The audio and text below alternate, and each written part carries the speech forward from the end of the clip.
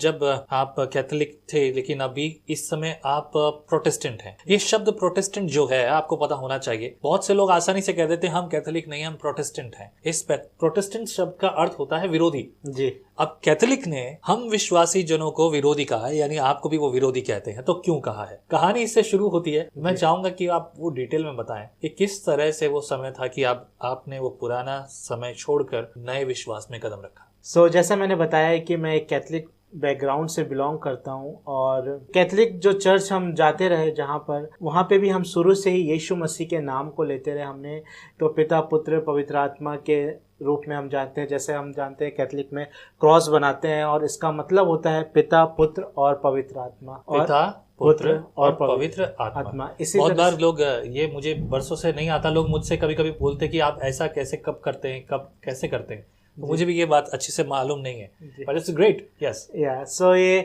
Cross जो बनाते हैं हम, इसका एक सिंबॉलिक अर्थ है कि हम ट्रिनिटी पे विश्वास करते हैं।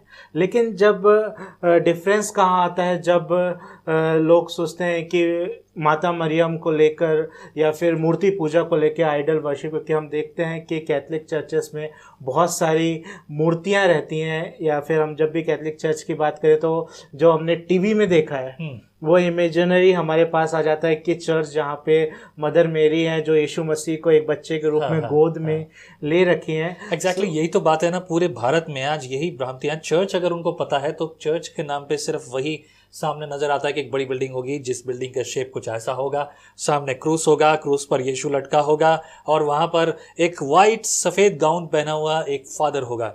और ऐसी ही भावनाएं सबके पास और इमेज हमेशा रहती है। जी। एक और चीज इमेज रहती है फिल्मों में, जब भी क्रिश्चियंस को दिखाया जाता है तो उनके हाथ में बाटली बोतल दिखाई जाती है। तो क्या आप भी वो सब समय के अनुसार? मैं मजाक कर रहा हूँ, मुझे मालूम है।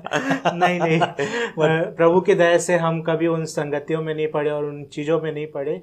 लेकिन ये जो मूवीज़ में दिखाया जाता है कि छोटे कपड़े पहनेंगी तो जो क्रिश्चियन जो लड़की है उसी को दिखाया गया, और फिर वो बड़ा सा क्रॉस लटका के रखेंगी और पीकर अगर झगड़ा करेगा तो उसका नाम रॉबर्ट होना चाहिए। रॉबर्ट लड़ाई करता है और रॉबर्ट हमेशा दारू के ठेके के पास मिलता है। तो इस तरह का जो मूवी में दिखाया गया है आज तक, उसी तरह की अवधारणा लोगों के मन में बस बनी हुई है। असलियत में कैथोलिकिज्म क्या है? क्योंकि हम ये भी देखते हैं और बहुत सारे लोग इसी तरह से इल्जाम लगाते हैं कि कैथोलिकिज्म जो है वहाँ पर मूर्ति पूजा हो रही है। खासतौर से अब जब मसीह लोगों की बात करें तो यहाँ पर यही बात होती है कि कैथोलिक मूर्ति पूजा करते हैं, हम नहीं करते, कि हमारे अंदर डिफरेंस है। पर असलियत क्या है उसके पीछे मैं चाहता हूँ कि आप उस बारे में बात करें। क्योंकि जहाँ तक मुझे पता है कि आपने बताया था कि आप एक लंबे समय से कैथोलिक स्कूल में भी रहे, कैथोलिक सारी सेवाकाई भी की, और चर्च में आप एक विशेष पार्ट को करते थे जब रैलियां निकलती थी तो क्रूस उठाकर चलना और ये सब। जैसा आपका सवाल है उसके अकॉर्डिंग, जब यीशु मसीह के खुद चेले जब भारत देश में आए, यीशु मसीह के बारे में बताने की, आज से जब फर्स्ट सेंचुरी थी तभी आ चुके थे। कई लोग बोलते हैं अंग्रेज आए थे भारत में। हाँ, थॉमा आए थे। कई लोग बोलते हैं अंग्रेजों के समय आए थे, बट हम जानते हैं जो लोग इतिहास ही है जी प्रभु को जानते हैं और जो इतिहास थोड़ा बहुत जानते हैं उनको पता है कि थॉमा जो यीशु मसीह के स्वयं चले आए थे। उसके बाद कुछ सीरियन क्रिश्चियन, सीरिया कंट्री से कुछ विश्वासी थे, उन लोग भारत में आए। सही बात है। और फिर उसके बाद उन लोग ने यहाँ पे रह के इस कल्चर को देखा और यहाँ पे उन लोग ने इस कल्चर के आधार पे वर्शिप चालू करी, आराधना करी। और मैं जितना जानता हूँ कि कभी भी कोई